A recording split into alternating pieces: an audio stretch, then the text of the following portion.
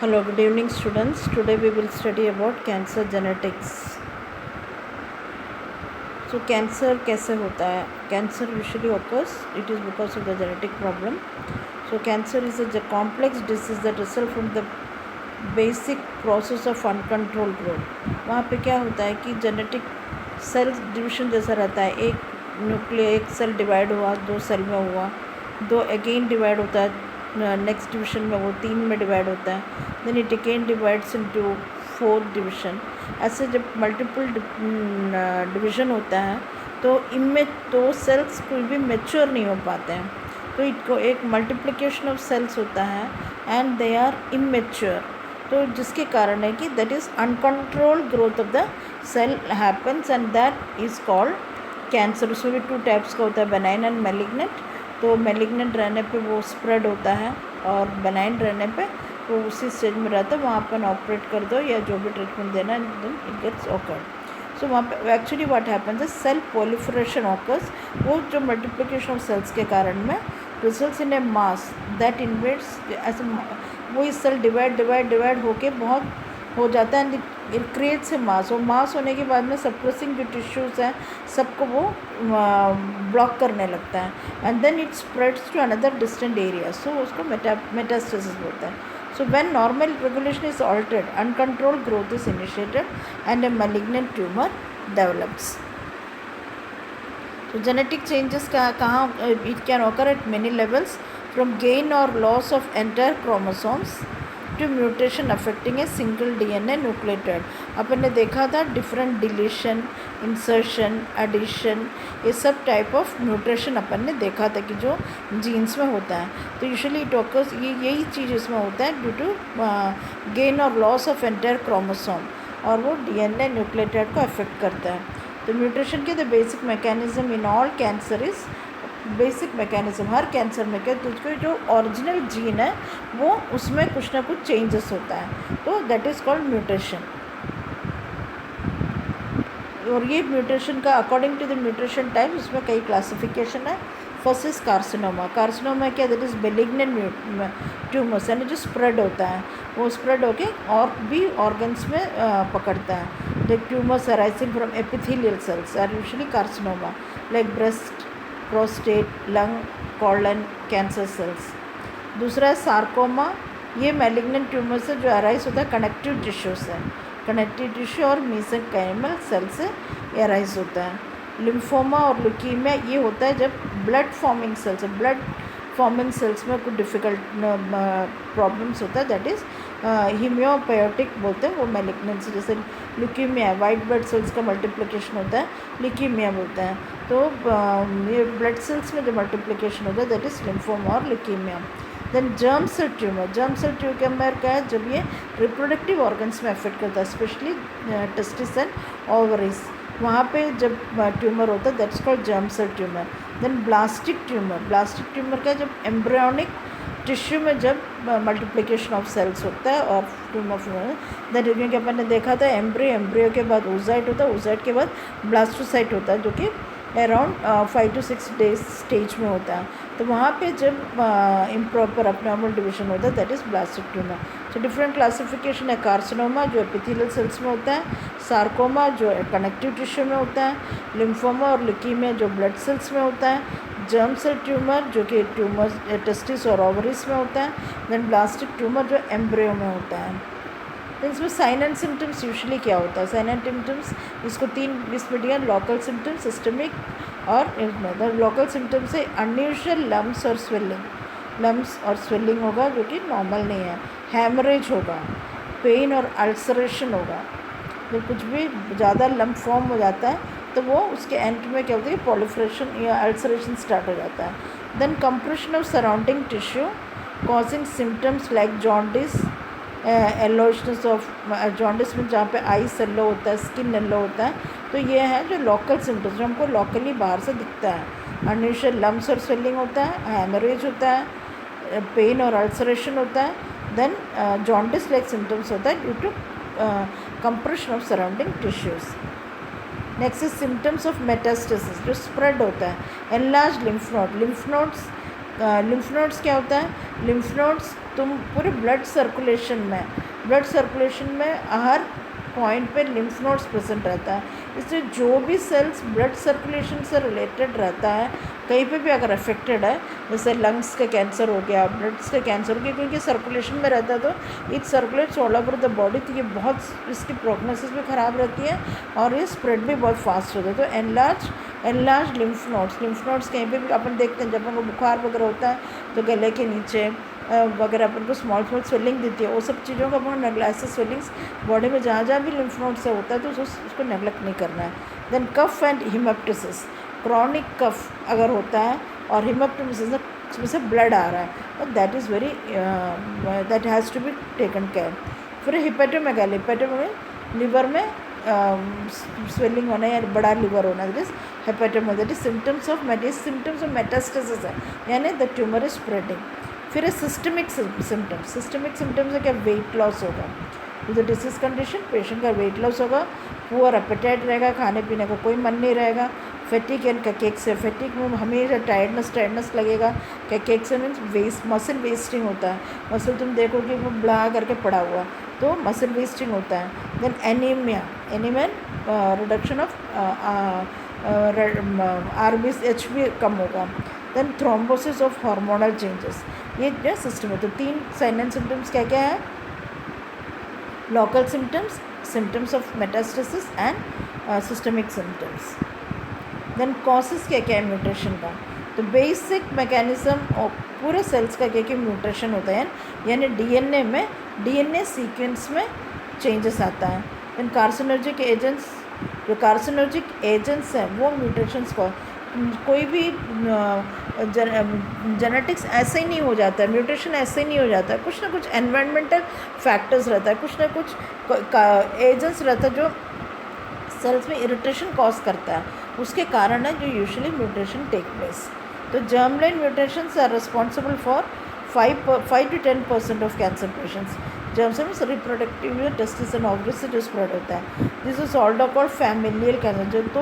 जो जहाँ पे जर्मलाइन म्यूटेशन हुआ मीन्स रिप्रोडक्टिव से हुआ मीन्स यानी वो अनदर जनरेशन में जाएगा, तो that is called familial cancer.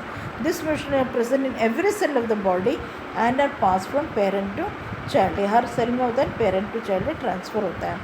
फिर स्पोरेडिक कैंसर और somatic mutation are caused by tobacco, जो एक्सेसिव स्मोकिंग करता है उसमें लंग कैंसर कॉमन रहता है। Over exposure to UV radiation, जो अल्ट्रावायलेट रेडिएशंस हैं वो हाई एक्सपोजर टू सनलाइट, फिर जो अल्ट्रावायलेट रेस के नीचे वगैरह में काम करते हैं तो वो उसके मेनली स्किन का कैंसर होता है। अदर टॉक्सिन्स एंड केमिकल्स जो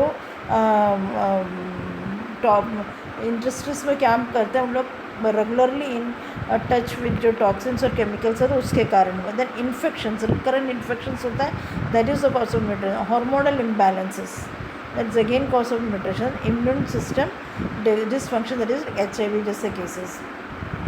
देन सर पैथोफिजियोलॉजी क्या है? Genes and cancer, there are actually 4 classes of normal regulatory genes जो भी जेनेटिक डैमेज के लिए का कारण बनता है। 4 प्रिंसिपल टारगेट है। तो first is growth promoting proto oncogenes,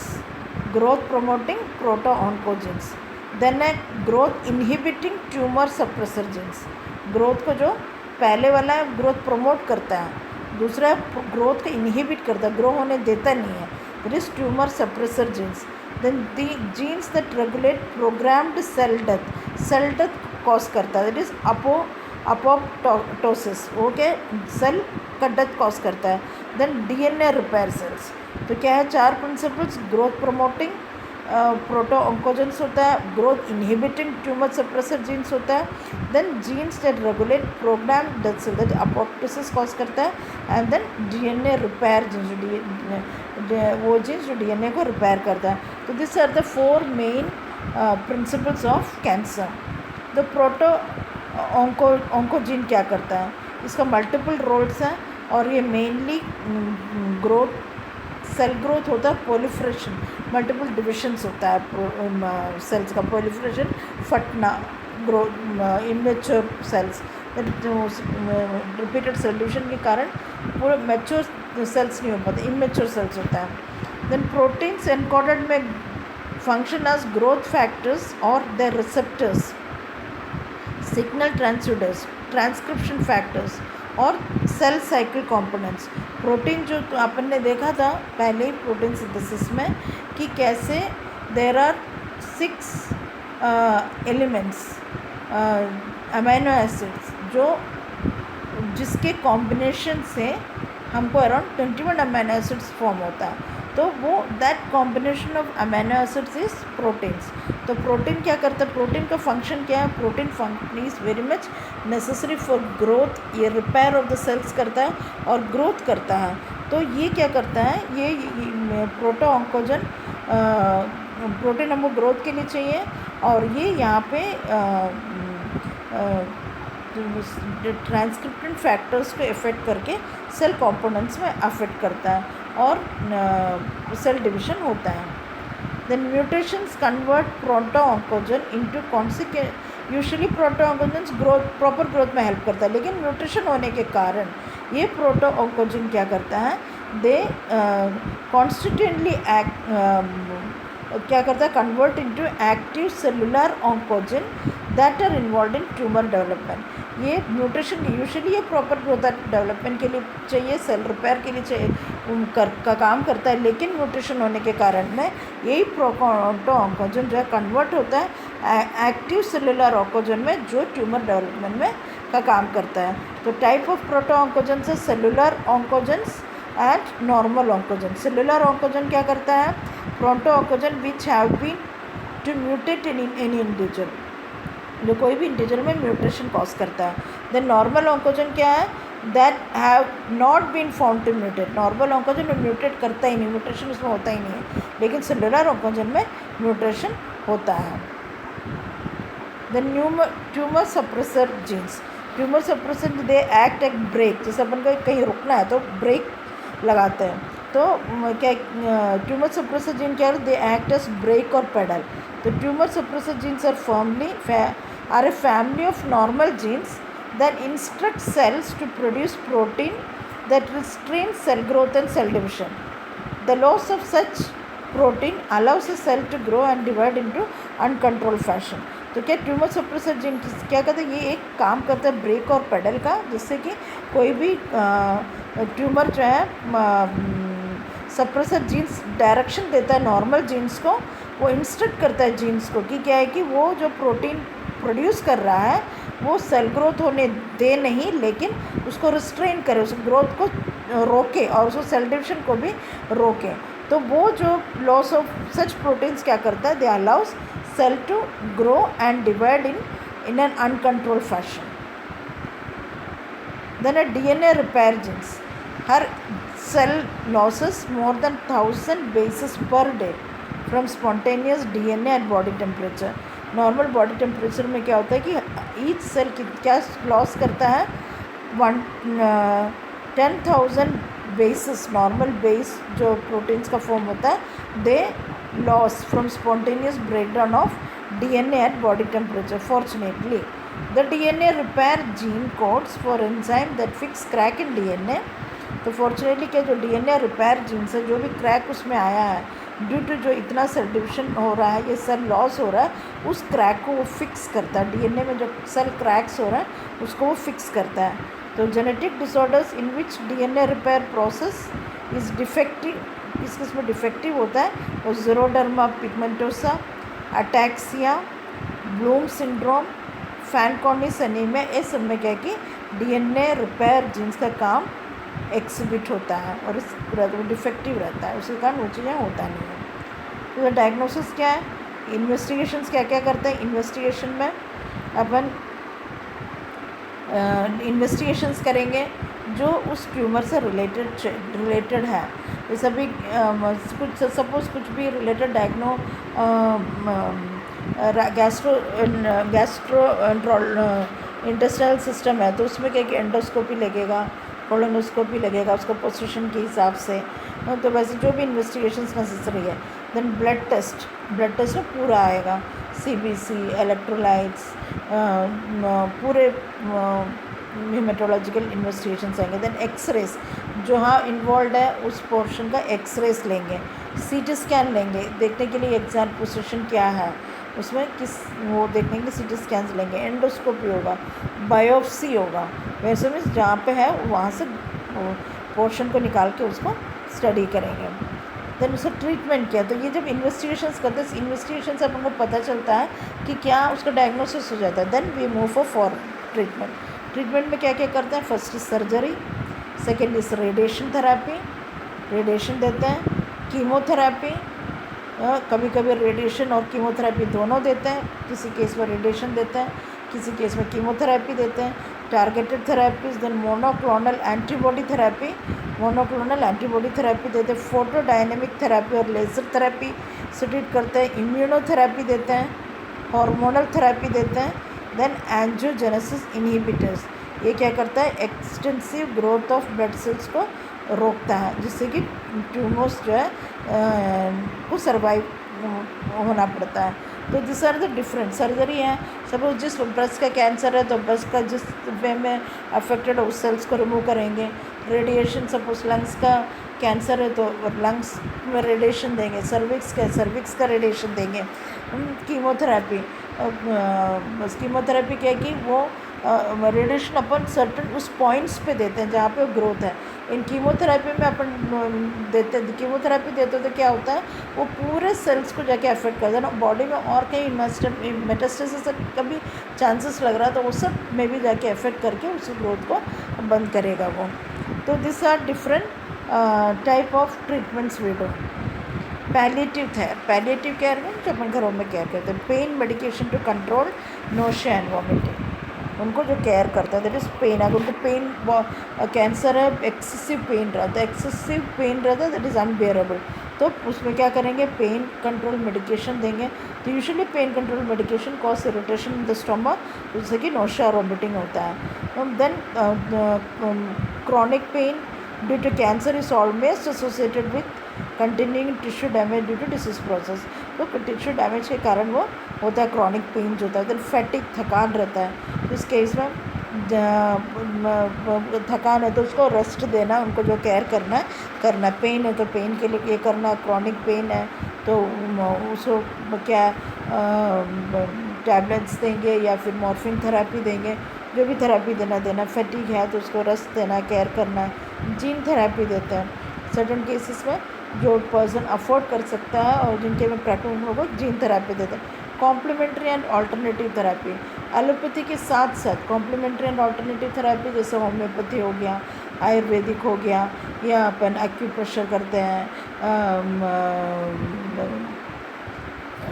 laser therapy करते हैं, वो सब चीज़ें जो कॉम्प्लीमेंट्री और ऑल्टरनेटिव थेरेपी में आता है। इमोशनल इम्पैक्ट, मेंटल वेलबींग उनका बहुत वीक होगा तो उनको इमोशनली उनको अपलोड करना। काउंसलिंग चाहिए, काउंसलिंग अच्छे काउंसलर से उनको काउंसलिंग दिलाना so that their moral can be boosted up. जैसे प्रिवेंशन, 9 रिस्क फैक्टर्स है जिसको प्रिवेंशन में काम आता है। दैट इज़ टोबैको स्मोकिंग, उसको रोकना है, खा पीना ही नहीं है टोबैको, जिससे क्योंकि लंग कैंसर का main cause is tobacco smoking, तो वो टोबैको को स्टॉप करना है। एक्सेसिव अल्कोहल से लिवर ख़राब होता है तो अल्कोहल को बंद करना है। Diet low in vegetables and fruits, diet में क्योंकि अपन क्या ज़्यादा नॉनवेज अगर जो लेता है उनके में वो नच करके क्या है कि the diet should be mixed with vegetables and fruits. जो कम वेजिटेबल्स और फ्रूट्स लेते हैं उसमें कैंसर होने की संभावना है, क्योंकि क्या है, एंटीऑक्सीडेंट्स, फ्रूट्स और वेजिटेबल्स में एंटीऑक्सीडेंट्स प्रेजेंट रहता है जो हमारे शरीर से गंदगी को बाहर निकालता है। तो वो निकालना है, जो ख़राब सेल्स को निकालना, जो पोल्यूटेंट्स को निकालना, उसके लिए एंटीऑक्सीडेंट्स की ज़रूरत होती है। वो किस में मिलता है हमको, वो हमको मिलता है फ्रूट्स और वेजिटेबल्स में। उसमें क्या है, ट्रेस एलिमेंट्स भी रहता है, तो ये क्या कि कंबाइंड काम करता है एंटीऑक्सीडेंट्स का। देन लिमिटेड एक्सरसाइज अच्छे से नहीं करोगे तुम्हारे बॉडी पार्ट्स क्या स्टैगनेंट हो जाती हैं और देन वो सेल्स काम नहीं करते हैं, जॉइंट्स काम नहीं करते हैं, उसके कारण भी हो सकता है। अर्बन एयर पोल्यूशन आजकल अपन देखते हैं कि पेड़ों को काटा जाता है, दैट्स बिकमिंग ए मेन, क्योंकि एक पेड़ एक अकेला चीज़ है जो पूरे पोल्यूटेंट्स को अपने अंदर ले लेता है एंड गिव्स आउट का ऑक्सीजन। तो ऑक्सीजन के प्यूरिफाई करता है एटमॉस्फेयर को, कार्बन डाइऑक्साइड क्या कहते हैं ख़राब करता है। तो वो जो है एयर पोल्यूशन होने पे पूरे एयर में, तो हम उसी चीज़ को हम सांस लेते हैं, तो सांस के थ्रू क्या है कि वो हमारे अंदर जाता है, then it can cause mutation. Domestic use of solid fuels, जो हम सॉलिड फ्यूल्स जो हम यूज़ करते हैं, करोजन यूज़ करना, अगर सब जो फ्यूल्स यूज़ करते हैं वो भी क्या है कि कैंसर कॉज कर सकता है। Then contaminated injections, hepatitis B and C की जो अगर इंजेक्शंस कंटामिनेटेड है मेनली, तो वो उससे भी हमारे अंदर में कंटामिनेटेड, इसको हमको अवॉइड करना। तो प्रिवेंशन का मेन फैक्टर्स क्या क्या है? Main risk factors: tobacco smoking, excessive alcohol use, diet low in vegetables and fruits, limited exercise, unsafe sex, urban air pollution, domestic use of solid fuels, then contaminated injections. Then modifiable lifestyle risk factors, हमको हमारे lifestyle को modify करना है। Obesity come, obesity is another reason, obesity को कम करना है, walking पे जाना है, एक्सरसाइजेस करना है, डाइट हमारा अच्छा होना चाहिए, बैलेंस डाइट होना चाहिए, विटामिन्स अगर एज के बाद में सप्लीमेंटेशन विटामिन्स लेना चाहिए, chemo prevention, vaccination, screening. Screening क्या है? एक एज के बाद में क्या होता है, जैसे कि जैसे मेनली अबाउट 40-45 ईयर्स के ऊपर में लेडीज़ को मीनोपॉज आता है, तो उस टाइम उसके बाद एक चांसेस बहुत ज़्यादा रहता है कि उनको सर्विक्स कैंसर होता है, यूट्रस में कैंसर होता है, फाइब्रॉइड होता है। सबकी स्क्रीनिंग करना है ना टाइम पे, एक एज के बाद में हेल्थ चेकअप्स करना है रूटीन वे में, ताकि क्या है कि ऐसा कुछ भी हो तो तुरंत पता चल जाएगा and they can be treated of. तो कंक्लूशन क्या है? Cancer is a genetic disorder in which the normal control of cell growth is lost. The basic metabolism in all cancer is mutation. तो कैंसर जेनेटिक डिसऑर्डर है जिसमें normal cell growth का control lost हो चुका है। Basic cancer का कारण mutation है, और अगर जर्म लाइन म्यूटेशन है तो it runs from family to family. Somatic cells में है वो, तो वहाँ पे ट्रीट करके उसको फैमिली टू फैमिली स्प्रेड नहीं होगा। Cancer is multifactorial diseases. Much remains to be learned about genetic process, carcinogens, and about environmental factors that alter DNA, thus lead to malignancy. Usually कुछ भी DNA स्ट्रक्चर में जहाँ कुछ problem affect होता है, disruption होता है, दैट इज़ द कॉज। तो अभी भी बहुत सारी चीज़ें पढ़ने के लिए, जिसके कारण क्या है कि ये जेनेटिक कारण क्या है पता करने के लिए, still there is a big room to study. So students, this is all about familial genetic cancer. So study well, and if you have any doubts, send your questions so we can be able to clarify. Thank you.